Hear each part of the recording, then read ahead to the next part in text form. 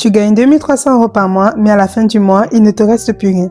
Tu as l'impression que tu devrais pouvoir épargner, mais ton compte est à sec. Je vais te montrer pourquoi ça arrive et surtout comment tu peux changer cela. Bienvenue sur Hello Finance, le compte qui t'aide à reprendre en main tes finances perso et même à générer des revenus passifs. Nous allons comparer deux budgets, une mauvaise gestion et une bonne gestion en appliquant la méthode 50-30-20.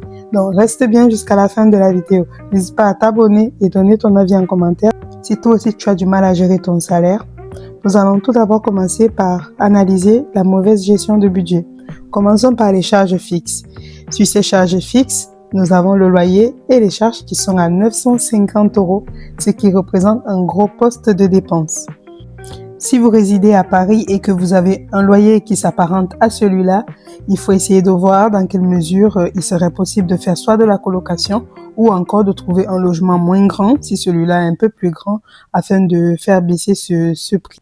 Pour l'énergie, électricité, eau, gaz, nous sommes à 120 €. Il est possible également d'optimiser ce poste. Pour ma part, je suis à 80 € par mois.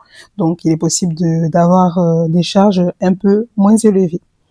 Pour Internet et téléphone, nous sommes à 60 € par mois, ce qui est également élevé. Il est possible de changer d'opérateur et d'aller par exemple chez Red SFR ou encore chez Bouygues. N'hésitez pas à comparer avec vos fournisseurs, comparer les prix afin de choisir le prix le moins cher. Pour l'essence, nous sommes à 180 €. Ce poste peut être optimisé en faisant du covoiturage si c'est possible ou encore en limitant ses déplacements avec la voiture, ce qui nous fait un total de 1310 € pour les charges fixes. Regardons cette fois-ci les charges variables. Pour les charges variables, les courses, nous sommes à 400 €. 400 €, comment vous dire que c'est hyper élevé pour une personne seule. Après, je conçois, suivant les endroits où nous sommes en France, tous les prix ne sont pas toujours les mêmes. Donc, à voir comment s'organiser, peut-être privilégier des applications telles que Too Good To Go ou encore Anti-Gaspi qui proposent des aliments frais à bas prix et limiter notamment les livraisons de repas, ce qui permettrait de faire des économies sur ce poste de dépense et potentiellement le diviser en deux.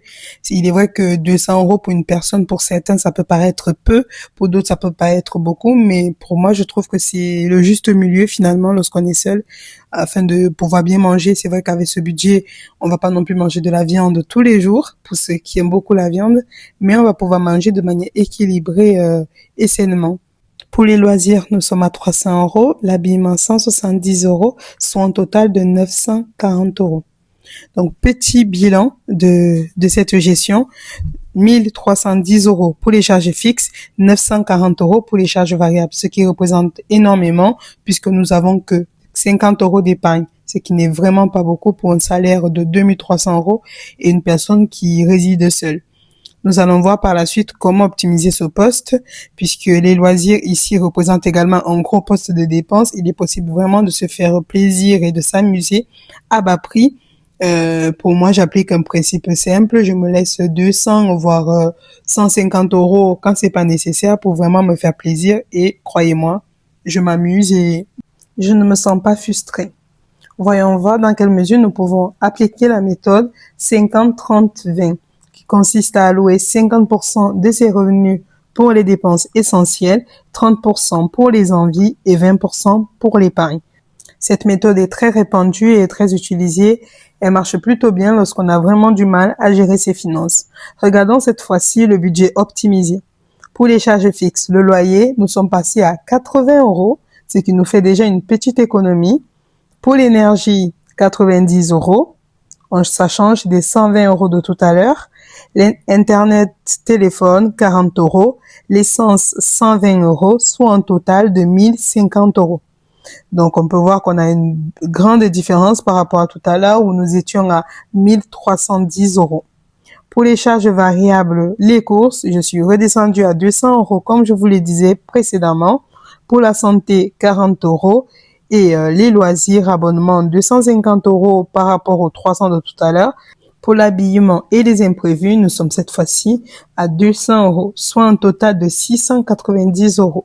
Cette répartition me convient beaucoup plus puisque nous avons réussi à dégager de l'épargne, soit un total de 560 € en épargne, ce qui est une belle somme. Nous allons ici avec cette somme pouvoir réaliser des projets, mettre ces sous tout d'abord dans un compte, un livret A, afin de créer un fonds d'urgence et par la suite voir dans quelle mesure il est possible de commencer à investir une fois qu'on aura établi le fonds d'urgence. Donc, il est possible de réussir à chercher des sous et d'optimiser ses dépenses. J'ai donc mis à la fin de cette vidéo les outils qui vous permettront de prendre réellement en main vos finances et donc d'appliquer la méthode 50-30-20 sans même vous en soucier, sans vous poser des questions. Les applications telles que N26 ou encore Sumeria, Lydia et Banki permettent de créer des enveloppes en appliquant justement la méthode 50-30-20, ce qui permet d'automatiser des dépenses à la fin de chaque mois. Ainsi, vous n'y pensez plus et tout se fait de manière automatique. Pour ceux qui ont vraiment du mal, ça peut être une vraie solution et un vrai outil qui permet vraiment de passer finalement du découvert à de l'épargne, bien que ce ne soit pas toujours évident pour tout le monde. J'espère que cette analyse financière vous a permis d'apprendre un peu plus sur la gestion financière et que vous avez retenu quelque chose. N'hésitez pas à me donner votre avis en commentaire. Comment vous gérez-vous vos finances? Est-ce que vous avez du mal? Est-ce que vous y arrivez? Dites-le moi en commentaire, j'ai hâte de vous lire. Et on se dit à la prochaine pour une prochaine vidéo.